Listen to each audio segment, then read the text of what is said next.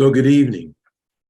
My name is Charles Winder, and I am your moderator tonight for a special program that I would like to I'll take the time to welcome you to. Journeying Toward Reparations, an evening with Dr. Ron Daniels, sponsored by the Episcopal Diocese of New Jersey and its Reparation Commission.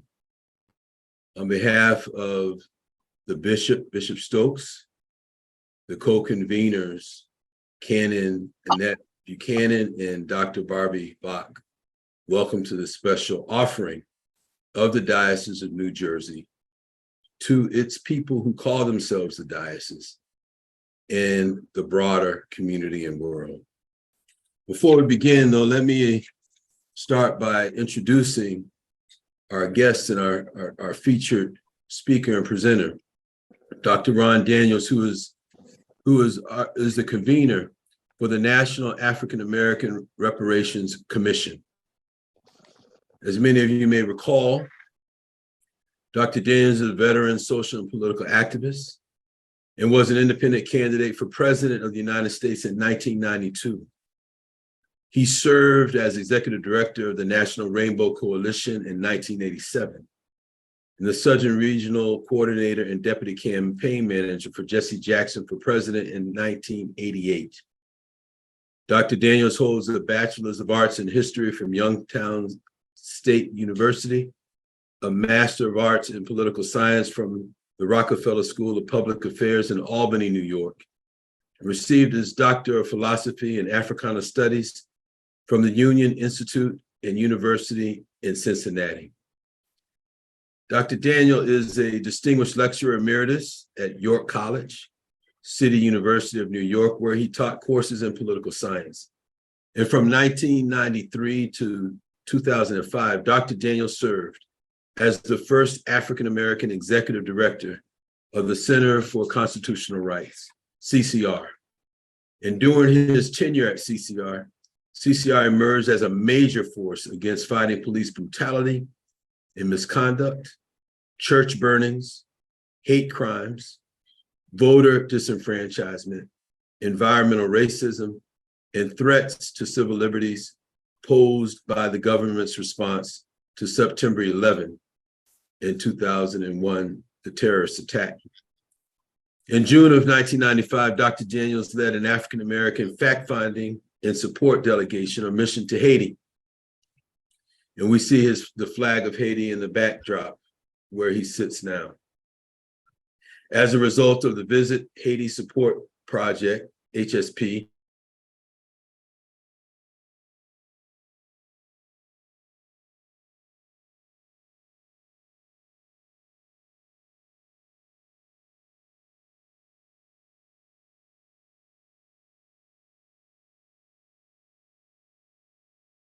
African-American organization working to build a constituency for Haiti in the United States.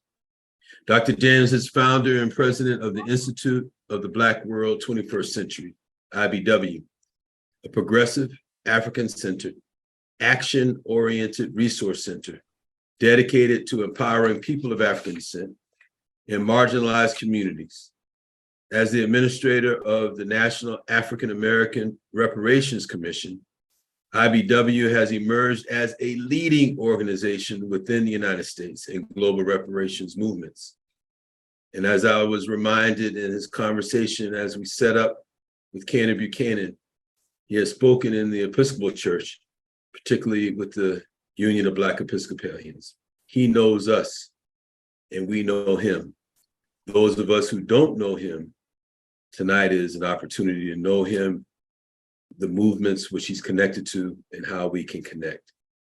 NAARC has devised a 10-point reparations program and is a staunch support of H.R. 40, the congressional bill that would establish a national commission to study reparations proposals for African Americans, and he serves as their convener.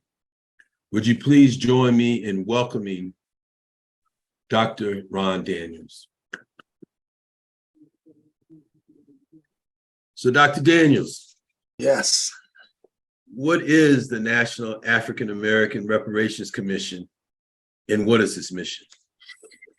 Well, first of all, Reverend Widener, and to Bishop Stokes and all of those who are assembled, it's important that I initially state how honored I am to be in the presence of Episcopalians for several reasons. Number one, it is fair to say that much of the work that I have been able to accomplish may not have been possible without the conscious work of the Episcopal Church, dating back in the day to the tenure of Bishop Hines and the General Convention Special Program, which was responsible for helping to fund the organization that really sort of sprang me into both local and state and national prominence, Freedom Incorporated. And there's a lot that I could say about that in terms of how that mushroomed to organizations, throughout the country and the world. And indeed, through that program, I also had a chance to work with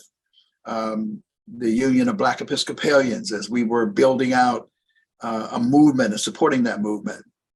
So I wanted to acknowledge that. And then most recently, of course, it is the Episcopal Church has taken the lead under the leadership of Bishop Curry in pushing out the whole and embracing the concept of reparations, which is no small thing because there's a way in which faith communities add legitimacy and with issues that sometimes are considered marginal until faith leaders embrace it. And so Bishop Curry is someone, actually, we're going to talk about State of the Black World Conference later, but we actually honored him with our Legacy Award in our conference in Newark in 2016. And then finally, I was honored to play a significant role in the recent convention of the Union of Black Episcopalians. I think the theme of that conference was indeed dealing with the issue of reparations and how to continue to do that work. So I wanted to begin there, just in expressing my appreciation. Well, the National African American Reparations Commission is an assembly of scholars and advocates, faith leaders, who bring widespread experience to the issue of reparations. Our mission fundamentally is to become a guide, a point of reference for the global reparations movement. It is in that context that we developed a 10-point reparations program, which we think is comprehensive and holistic in terms of its development. But we also have several key foci. One of them, of course, is educating people about the 10-point program. And then we have a mission of also helping people to understand HR 40. HR 40 is the bill initially introduced in 1989 by Congressman John Conyers, who was a dear friend. And he introduced it every year since 1989. HR 40 is the bill initially was a bill simply to study whether or not enslavement warranted reparations.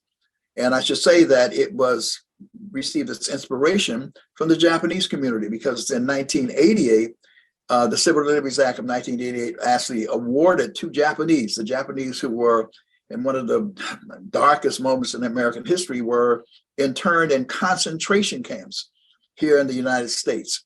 And of course, eventually there was an award that came. And so it gave the idea to some of the folks working in the nationalist and Pan-Africanist community, which is the genesis of the most immediate past, particularly in NCOBRA, the National Coalition of Blacks for Reparations in America, that perhaps this tactic could be used. And that took some thinking, because people said study. I mean, we already did enough studies, you know the drill about that. But they adopted it. And by the way, they learned that the Japanese community had been very much inspired by the work of the Black freedom struggle in all of its fullness. So Congress introduced the bill.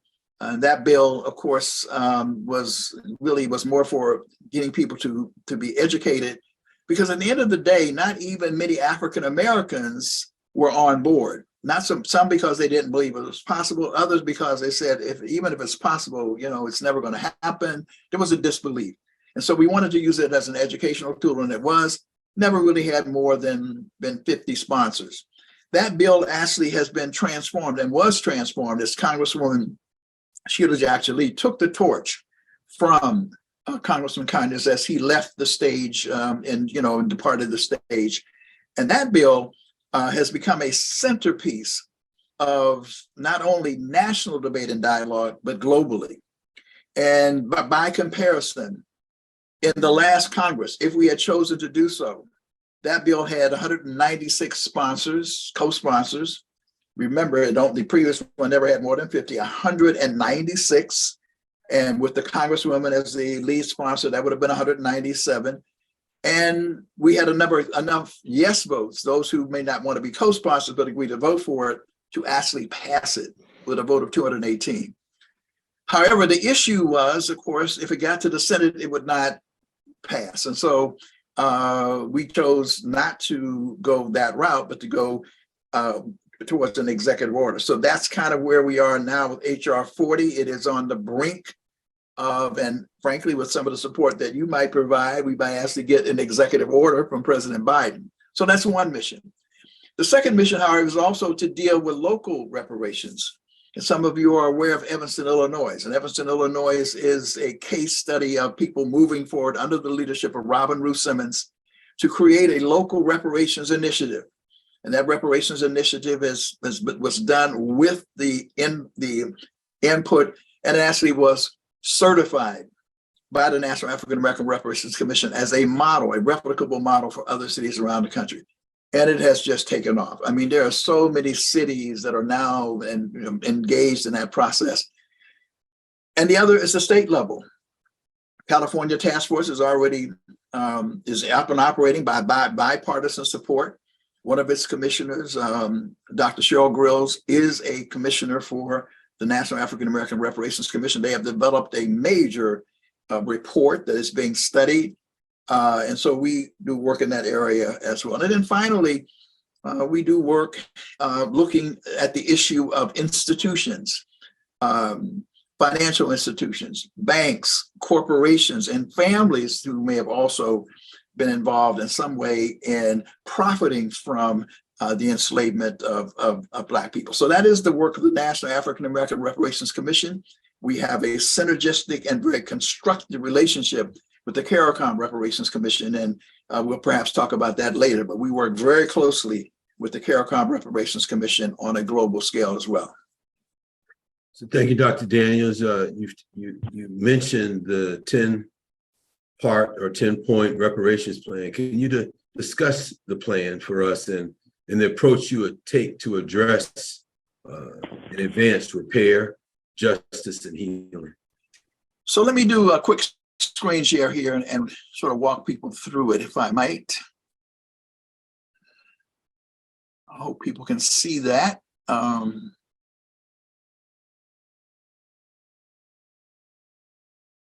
So here is, we have a sort of a summary, and I'm going to go real quickly here. Suffice it to say that a part of what we have attempted to do, as I said before, is become a frame of reference. We talk in this 10-point program about both direct benefits, which is what people generally talk about in terms of cash payments, but also what we call community benefits. And that becomes important because if you take Tulsa as an example, and of course, this is one of the great, I want to say great, it is a horrific massacre that took place, destruction of the Greenwood community, this thriving Black community. And there are still some survivors who have yet to be compensated, though some of them may well be compensated, and their descendants. The question becomes, even if those descendants receive resources, what happens about the community that was destroyed? How do you rebuild that in all of its different dimensions? And that's where the idea of community benefits come in. So we have this 10-point program here, and I'll go through them as 10 points here. One is, as a part of the process of moving towards reparations, is the call for a formal apology and establishment of a MIAFA, African Holocaust Institute. MIAFA is the synonym for Holocaust, and that term MIAFA is used within the African context. Secondly, the right of repatriation. There are some, in fact, there was a robust movement in this country particularly in the South, the Republic of New Africa and other organizations who really were concerned with not necessarily incorporating themselves into the United States, but wanted self-determination and independence, particularly in the Black Belt South, which was at the heart of the plantation economy in the United States. And there are others who want to say, look, we want to return back to the African continent. So this second point talks about the ability to do that, but to do that with resources in hand, and also the creation of an African knowledge program. Because one of the key things, as we now see, is Black studies is under assault, critical race theory. I mean, all of these efforts to keep Black people from knowing themselves and for other people from knowing about people of African descent is a major challenge. And then the right for land and social economic development.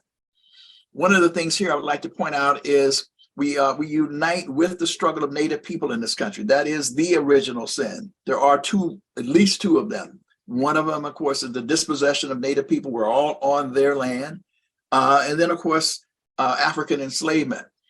We still think there's much more to be done in terms of repairing indigenous people. And yet through the trail of tears and betrayals over the years, at least they landed in a place where they have semi-sovereignty over their land. And so we think that it would be important for example, all of the millions of acres of public land, if in fact African Americans were granted the same right, because on their reservations, they have the ability to do whatever they choose to do in terms of economic development with some limits, and that's important. But these are mostly community benefits, funds for cooperative enterprises and socially responsible entrepreneurial development. How do we build an internal economy that will produce thriving, holistic, sustainable communities? Resources for health, wellness, and the healing of Black families and communities. Building out, repairing some of those public institutions, hospitals that we developed that have been taken away or destroyed. Education for community development and empowerment. Building out the ability to support not only HBCUs, but in some ways, other independent educational institutions within the Black community. Affordable housing for healthy Black communities and Black wealth generation. Strengthening America's infrastructure and communications infrastructure. Preserving sacred sites and monuments. And I know there's a question about that, which is incredibly important.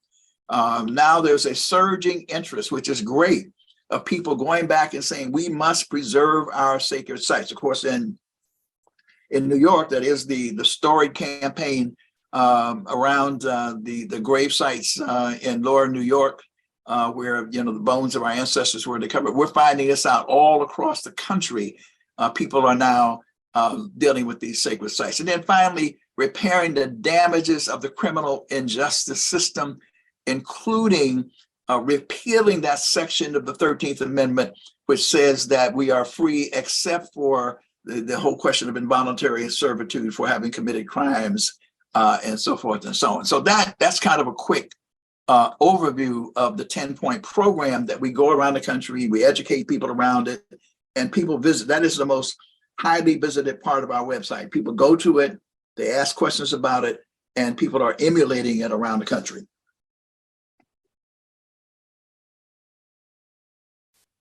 You're on mute. Thank you.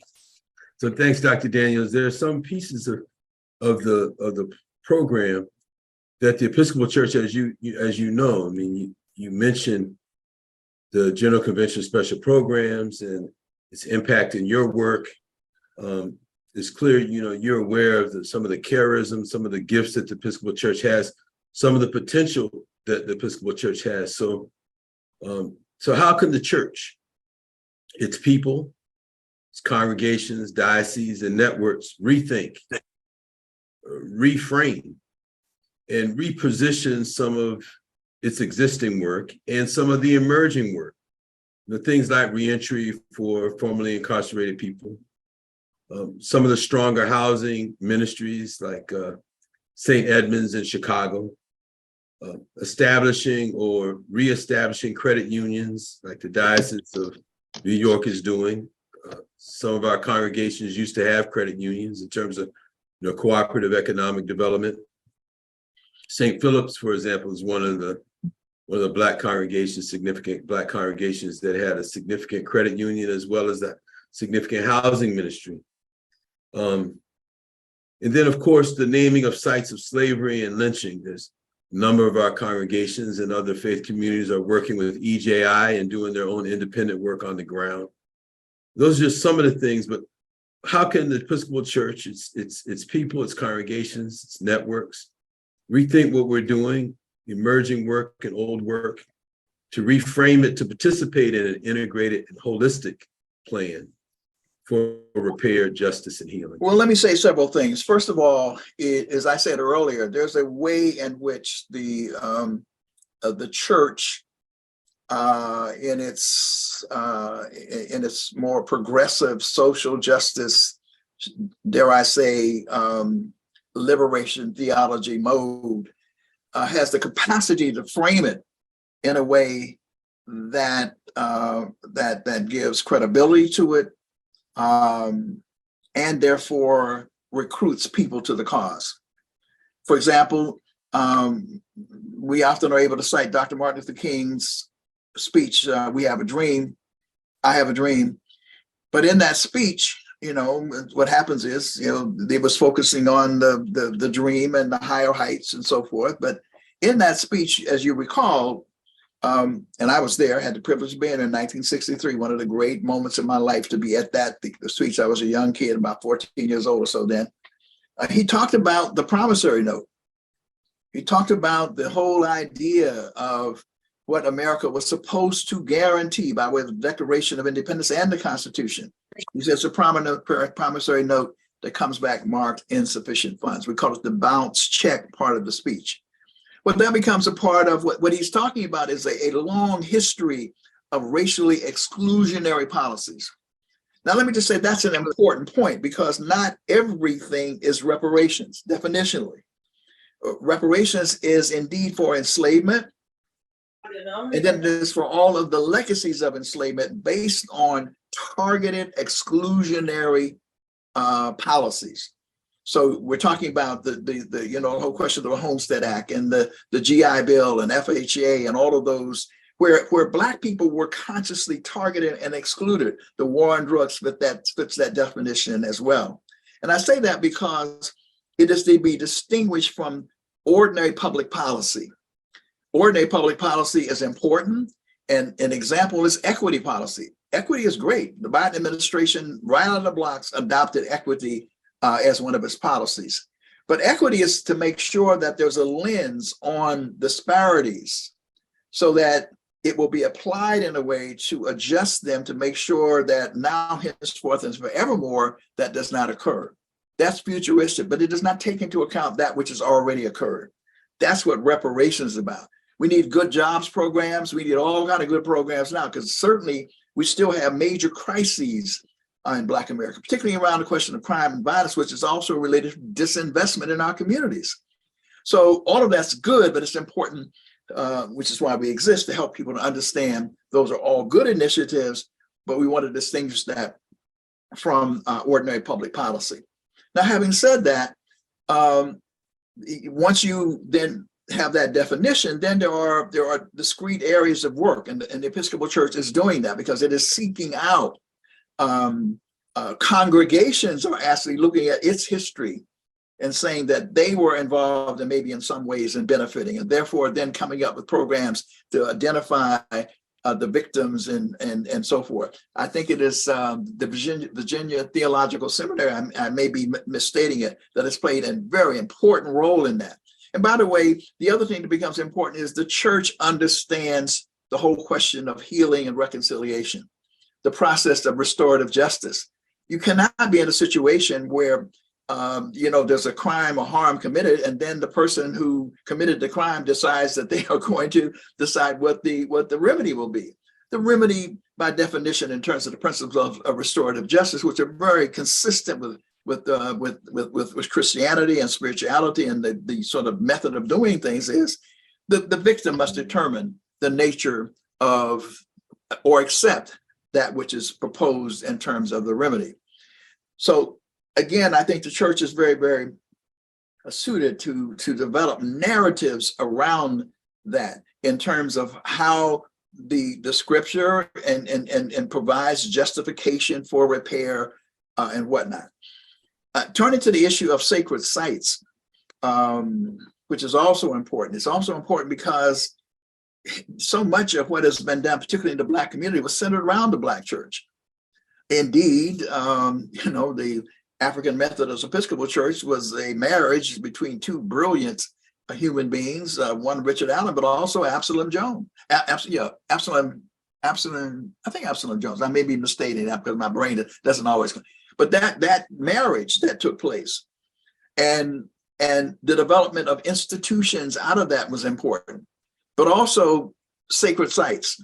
And across this country, for example, there were mutual aid societies and mutual aid cemeteries that developed as a way of having a dignified burial place for African people.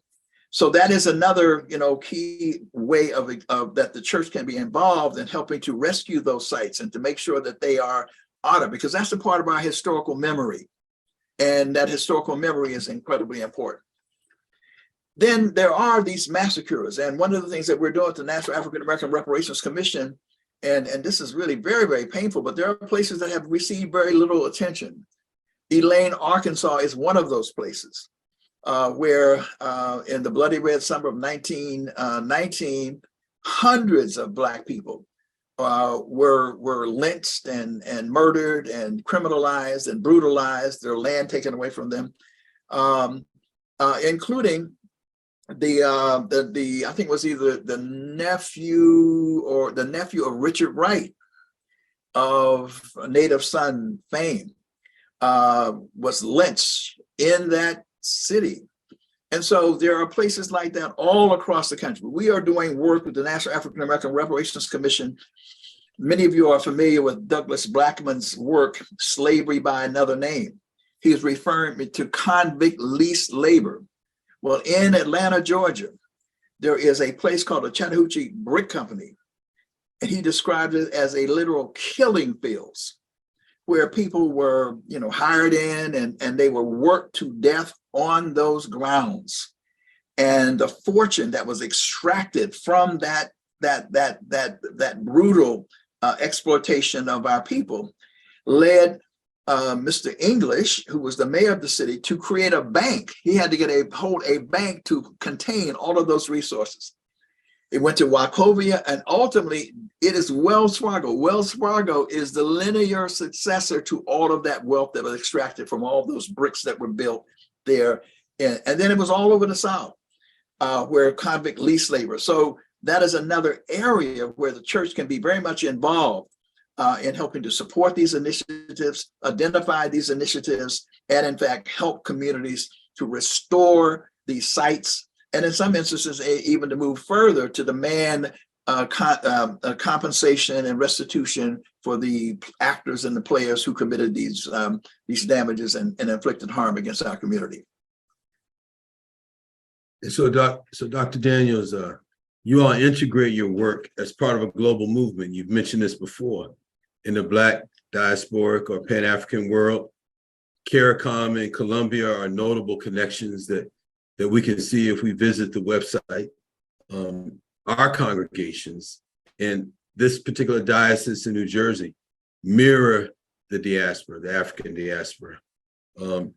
What is the value of working both locally and the larger diasporic or Pan-African context for reparations in terms of repair and justice and healing?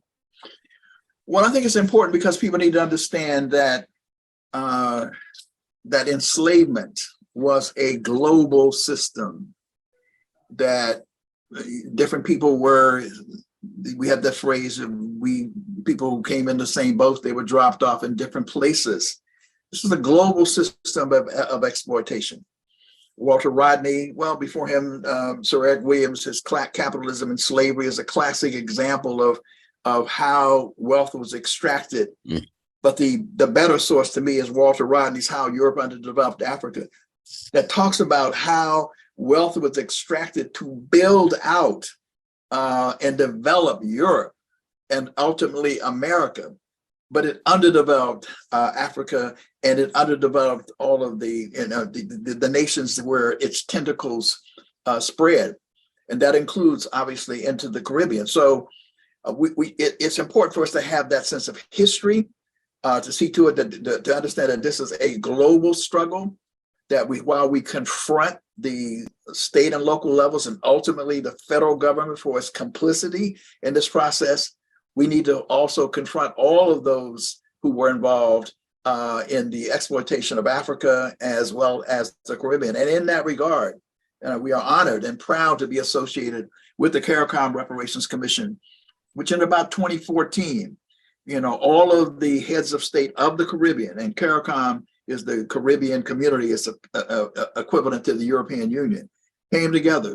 Some of them were conservative, some of them were more moderate, some of them more progressive, but they all came together and said, look, we have got to deal with the reality that we are underdeveloped because of what happened historically, particularly in terms of not only enslavement, but also between colonialism and now neocolonialism. And so they demanded reparations for Native genocide, which I think is a principal position. I'm proud of that because we as African people are guided by the sense of Ma'at, righteousness and justice.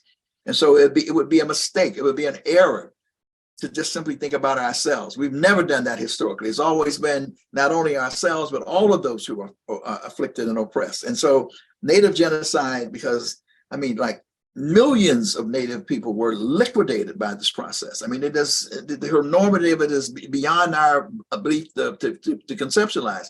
And there are very few indigenous people actually left in the Caribbean because of that, including in Haiti, the Taíno and others who were wiped out. And then they said for African enslavement. And so they're challenging Great Britain, they're challenging France, Portugal, across the world, they're challenging. And what is resulting from that, because in an interesting kind of way, they said truth crushed to earth will rise again. Those persons who have become a part of the diaspora in Britain and in France and all of these places. And you see it, by the way, in terms of soccer and their form of football and basketball. You see all these, people, they're from Giannis. If you watch Giannis, he's supposed to be from wherever, but he's an African. So now what you have in these countries are you have Africans who are dealing with and fighting for reparations in these various countries, but they're now being joined by those who came from the empire as well, whether they're from India, darker skinned people from Pakistan and all of these different places who really identify as Black in these countries. And they're kind of coming together to put pressure on these nations to begin to talk about change. And then you have white allies, because there always have been white allies in the process working for change. So that's why I think it's important for people to be conscious of the global movement. And of course, one of the things that will happen at the State of the Black World Conference is you will see that global manifestation there. In fact, this summer I had an opportunity to work with Nicole Hannah-Jones, the architect and author of the 1619 Project. She is a bad sister, brilliant, capable, able, but she ain't just a historian.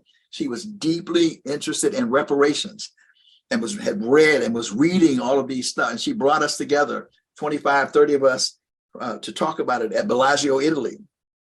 And then we went on to Accra, Ghana for a global reparations summit. And President Adu came out strongly and forthrightly saying, we as Africans cannot ignore the oppression that has taken place. And he challenged heads of state to stand tall and to stand firm. And he reiterated that during the America-Africa summit that was just concluded. So we are in the midst of a global moment of reckoning, both US and national, which is going to cleanse the world of this infection of white supremacy and structural institutional racism. And it is really a great moment to be alive, because we are at the forefront, not only of saving ourselves, but creating a new, more just world that Martin Luther King one might call the global beloved community. Yes. So Dr. Daniels, you prompted a question from one of the participants who's grappling with the connection between, I guess, control and influence that the United States government has around reparation, and then also the global reparation agenda. I would, it seems to me, analogizing between, the civil right and the human right, the fact that there's repair and reparation on more than one level. But could you speak to that to clarify, when we talk about reparation, you mentioned earlier that there are different spaces and places. I wouldn't say level because I don't want to create a hierarchy of value, but you said that there's spaces and places at the local space and local accountability. You mentioned the state accountability for repair and justice and healing. And then you mentioned the federal or the national. And then we were just talking about the global pieces of that and how it connects. But could you sort of answer the question or respond to the larger questions that she raised with regard to the United States government, what it can control, what it should control, what it should be accountable for, and then also the global aspect of accountability, of repair and healing and justice? Well, I think it's fair to say that Frederick Douglass would answer that question by saying power concedes nothing without a struggle. It never has and it never will. I mean, the United States is not going to, it is not even now voluntarily moving to this position. It is moving because of the cross-generational struggle going all the way back to the beginning. I mean, we stand on the shoulders of people like Callie House and Marcus McGarvey, and in the most recent period, Queen Mother Moore and others. And you have figures like that throughout the world, indeed, who have a similar kind of perspective. And so it is not that, and so in that sense, the United States cannot control it. I mean, it will yield to the collective force of righteous people doing what Professor Hilary Becklesey said. He has said that reparations will be the human rights issue of the 21st century, and it is unfolding that way. Now, in terms of the United States itself, the initiatives of Evanston and Asheville and Providence, Rhode Island, and Boston, Detroit, and all of these places are all important, but they're not a substitute for federal reparations, and they're not in contradiction with federal reparations. In fact, in some ways, they help make the case for it. Evanston, Illinois is a local initiative, a small town of 100,000 people or less. And yet the fact that Evanston, Illinois developed the reparations initiatives has reverberated across the world. Why? Because it lets people know that it is possible, that it can be done. So Evanston is, now California is emerging similarly. But $10 million over 10 years, now up to $20 million it's not very much. It does not mean that it's not reparations. Some people criticize it because it's small. The size of it is irrelevant. It's reparations because, and by the way, in Evanston, it was really not quote unquote about enslavement. It was about redlining. And by the way, you could document, you could see it clearly. And the grants are relatively small. But the bottom line is, where the real dollars are with the federal government. That's where the trillions of dollars are over time. And let's be clear, there will never be enough money. There will never be enough resources to actually pay or compensate us for the atrocities and the horrors and the pain of the Holocaust of enslavement. So it is really only an effort, an aspiration.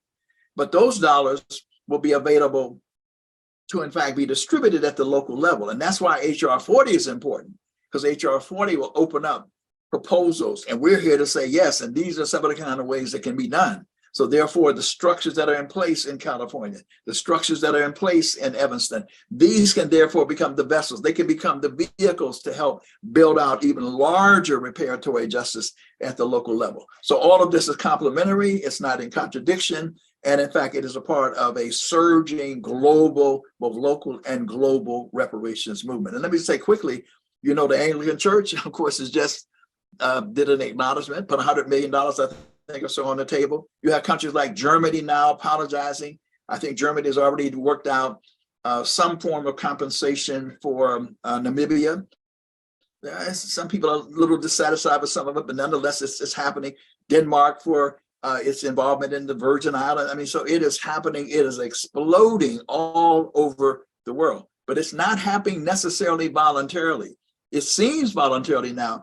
That's because it is now worthwhile to do this, because to not do it is to face the relentless opposition, the righteous struggle of the people in order to create the kind of not only the acknowledgement and the apology, but the restitution and compensation that is due. So Dr. Daniels, there's some on the call, both lay and ordained, who have a significant accountability to the work of their parish. You know, the engagement on these issues in their parish and congregation, in their local community and context. What suggestions do you have for those who not only are focused on the parish and the congregation in the local community, but also have an accountability there? You know, that's one of their primary accountabilities. How would you suggest that they proceed in the space, not in a binary sense, one being more important than the other, but how should they proceed? What ideas do you have suggesting and how they proceed in that congregational, local context? I think it's always important to first and foremost listen to those who've been harmed. We for a moment, and I don't remember why we didn't continue to quite finish it up, but we were in consultation with some folks in I forget the city in Maryland now, and they approached us and they wanted to know how to move forward. And I said, well, this is an opportunity not to sort of provide a program for the people. It is to go to the people and let them ascertain and say what it is that they feel are the injuries that have occurred. And then the other thing to me I think is incredibly important is to be able to have independent, we provide what we call for reparations finance authorities. It's very important that people have the ability, the Black community, to control resources, because there are times in which there's a kind of paternalistic or patriarchal and paternalistic relationship. Well, we'll give it to you, but we'll hold on to it. No, at some point you have to trust the community that has been affected and offended and harmed to in fact be able to administer. And there in technical systems, all those things come into play. So I think this is a great opportunity, and I think from what I can hear, the Episcopal Church is doing a great job of this, And then so the guidepost is always listen to those who've been affected, hear what they have to say, and out of that are forged the programmatic solutions to the harms that have been developed. And they must ultimately have the say in terms of whether the repairs that are being recommended and the resources are sufficient, meet their approval. And as long as you do that, then it seems to me you'll always be in good stead.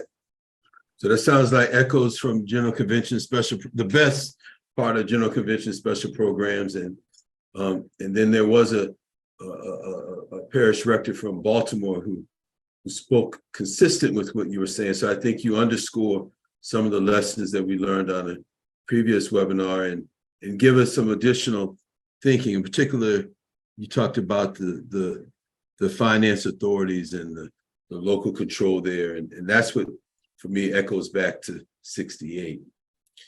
We have another question here before we talk about Baltimore and why all roads are leading to Baltimore. Before we get there, there's a question about the recommendations and guidance. What recommendations and guidance do you have for those on the call and on the webinar and those who may be connected to them who are white Jewish allies wanting to support reparations initiative in the context that we're speaking of tonight? That's an excellent question. I'm glad that sometimes I forget there's so many things and so much is happening. We always need white allies. And by the way, when Robin Ruth Simmons does her presentation, and let me just indicate that what we've done is we are establishing in Evanston a reparations resource center, a local reparations resource center, so that people can come, they can share what it is that they're doing, they can hear what the model looks like. We see it as a flexible, replicable model. If not every city is going to be identical or the same. But in that process, Robin talks about allies and how allies came to support. Now, allies, it's always important to support and to listen and learn and be a part of the process, as opposed to, again, sort of defining and deciding for Black people what it is that they should do. Most notably in Evanston, it was the Jewish community that stepped up big time in terms of listening and learning and being involved. In fact, one of the gentlemen, his name is Matt, I forget his last name, he came all the way to Bellagio, Italy, and talked about the experience of modeling how to be a good ally. Because allies are just that. They come to support. They are not to dictate or to take charge. And, that's not an easy thing, because we're raised in a society where people are used to being in charge. We laugh to ourselves privately. We say there's the antagonistic, malevolent white folks, and then there's the good white folks. But even the good white folks sometimes want to take charge. But there are ways in which we can have that dialogue with them. Now, we are blessed in NARC to have an allied organization called the Fund for Reparations Now. And I would ask you to Google the Fund for Reparations Now. This is one of the most remarkable stories, because, just like the conference, everybody has an idea, everybody wants to do something and whatnot. And, our structure was very thin, and people were saying they wanted to do this, that, and whatever. And there was this is not a famous person, a guy named M. David Gardner. He's from Santa Monica, California. He had this idea of supporting the 10-point program of NARC. And, we said, but there's something said, check this person out. Fortunately, we have some friends who are very close to Black Lives Matter in LA, and one of our board members. And so he went and vetted them and said, "Dad, this is authentic." And so what we did was we agreed to work out a program where they would, in fact, focus on raising resources from white folks who are conscious, who are concerned, and who want to support and do reparations now based on the 10-point program. And what they have done, I talked to you about Elaine, Arkansas. They adopted Elaine, Arkansas based on point 9, the point on sacred sites. And they have raised to date over $150,000, and they're about to commit another $150,000 to building out. There was there was like a store or it's hard to define what it was. That was the center of the community. And it was the life of the community, and they are rebuilding that and also providing different levels of support. They're also supporting the Chattahoochee Brick Company Descendants Coalition. They've also supported some efforts of people in southern Georgia where some grave sites were discovered and people were, and they are ideal allies. And I got to tell you, I look at it and they raise money. They're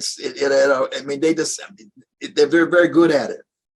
And one of the things that they've done is they've been able to get people to commit to what we call the Harriet Tubman contributors. Those are people who agree, and we did this initially back in 2019, who would become supporters who would give $400 a month. And they have 15 or 20 people who do that, who contribute $400 a month. I just recently saw somebody made a contribution of $7,500 in one pop. And it's interesting to see what people say as they talk about why they're doing this. And those are up on the website. They say they're doing it because they know that maybe their ancestors were involved, or even if they know that the country, that's important to do this. And so they're very, very excellent allies. So I would ask you to go check that website out. And they're a great model. But the bottom line is you need white allies. There are people who are willing to be white allies and to work in this work, to gather those resources from the white community, and also to provide cover. In some instances, it becomes important to have people who are willing to step forward and say, this is not a Black struggle. This is a struggle for the heart and soul of the nation. In fact, what President Biden said at the Ebenezer Baptist Church, he said Martin Luther King talked about focusing on redeeming the soul of America. That is a good line. Because what we say is, when we talk about reparations, we say reparations is not only good for Black America, reparations is also good for America. Yes. So Dr. Daniels, we're coming to close to a close.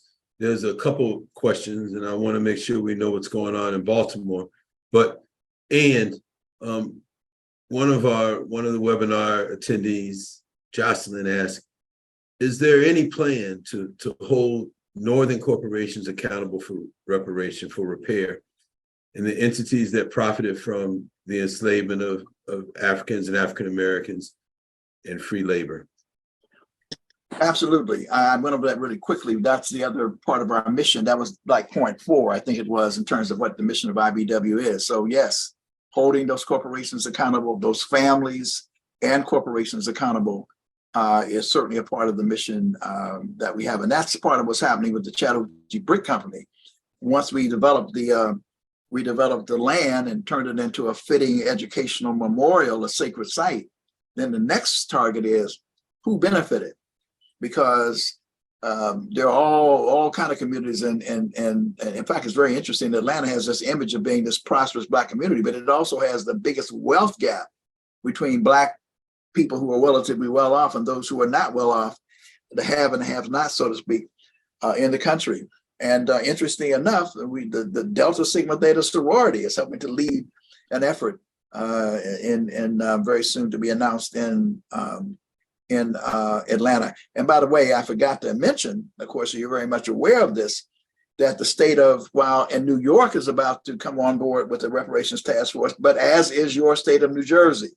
Mm-hmm. So very much, I really hope that you're plugged into that initiative. Ryan Haygood of the New Jersey Institute for Social Justice is very much a part of that effort, as well as others, because we want to see next in line New Jersey have a state commission as well. Well, thank you, Dr. Daniels. I just was looking up the website for NARC, and as you have the headlines flashing on your webpage, you just mentioned that Boston voted to approve reparations, and then it just flashed across again that New York City Mayor Adams backs a renewed push for reparations. So in addition to the website that you spoke of earlier, the Fund for Reparations Now, which we put in the chat, we also have in the chat the NARC's website as well, and we commend both to you. Right. So one last question before I give you an opportunity for closing comment. That question is, and I've alluded to it earlier, there's a lot going on in Baltimore. What's happening in Baltimore? You shared a link with us, some of us in preparation, and you opened by saying all roads lead to Baltimore. So what's happening in Baltimore?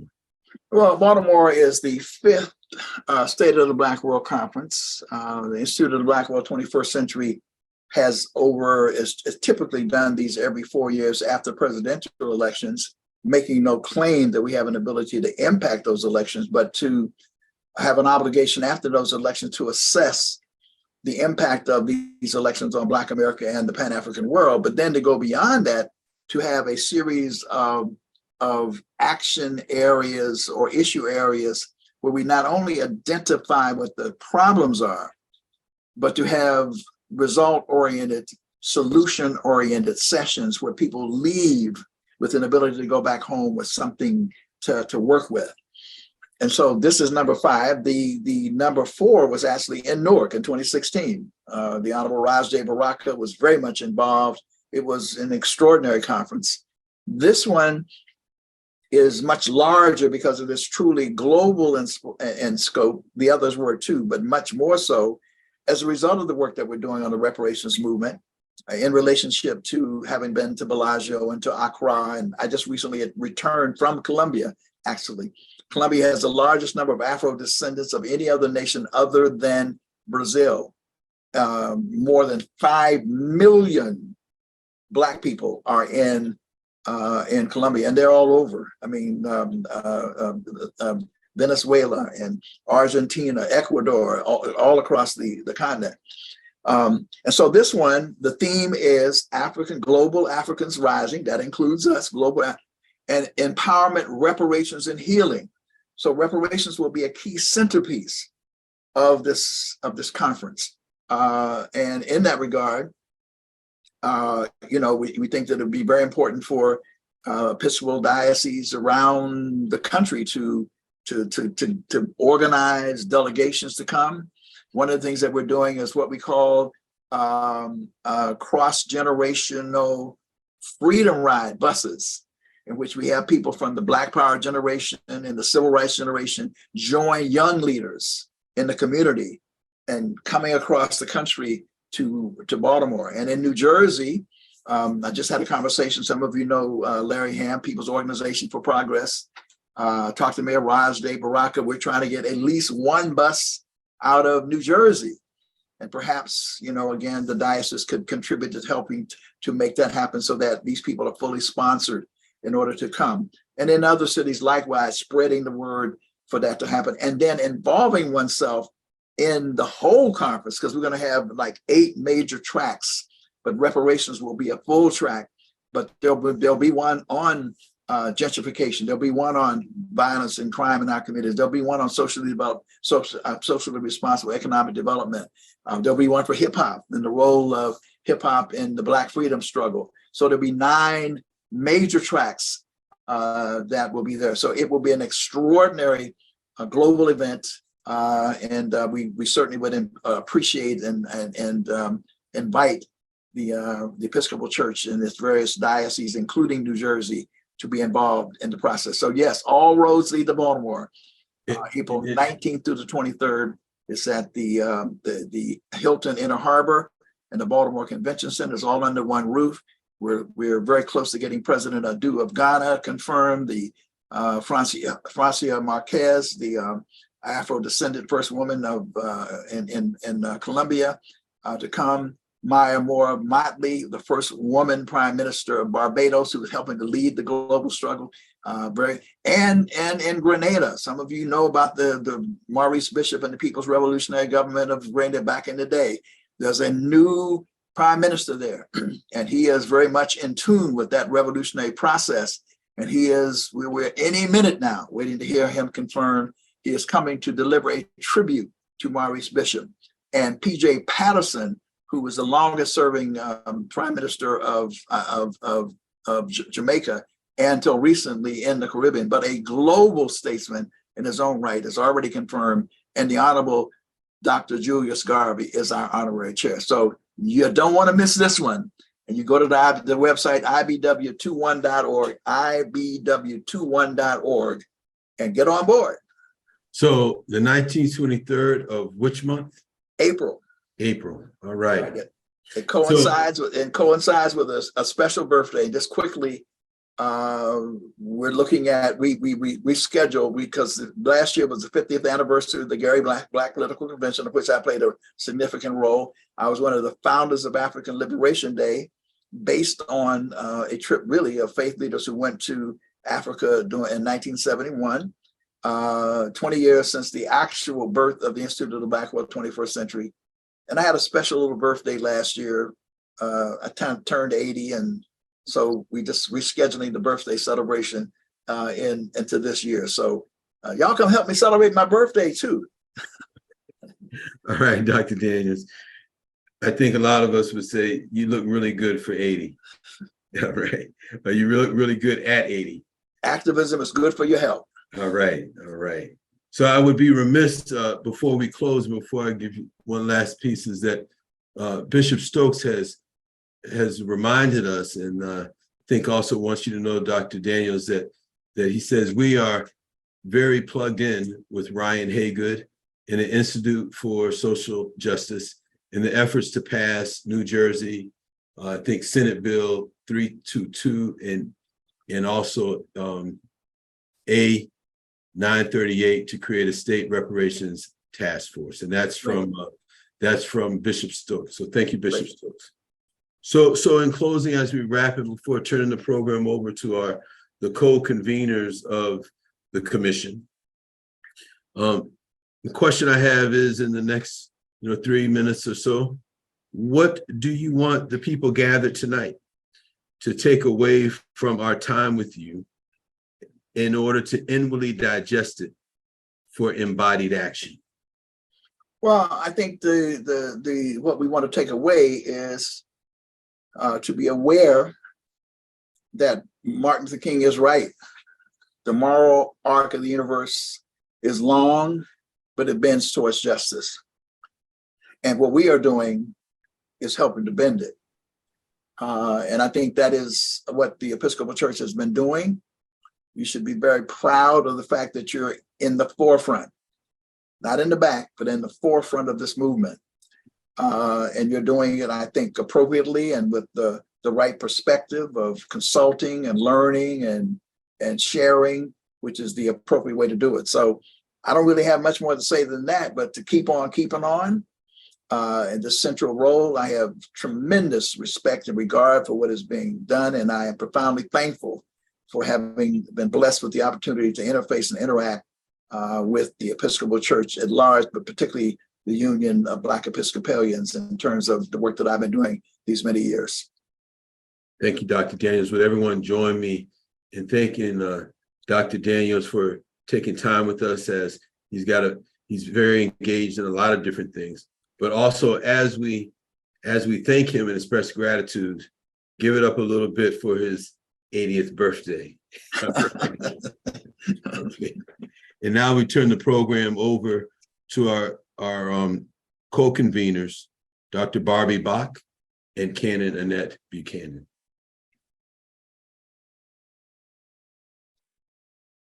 Well, thank you everyone for being here. Dr. Daniels, it's been wonderful. I want to be like you when I grow up and become 80. Your energy, your advocacy, locally, nationally, internationally, is an inspiration for us. And we hope to have you as a partner on the struggle as we journey towards reparations. So thank you so much for being here. Thank you, my privilege. Yes. Thank you so much. I could listen to you for a couple more hours. And I know we've just barely scratched your experience in this journey, but thank you so much. Thank you. Thank you. Bishop And thank you, everyone. And I look forward to the next event that the Reparations Commission will have over the upcoming months.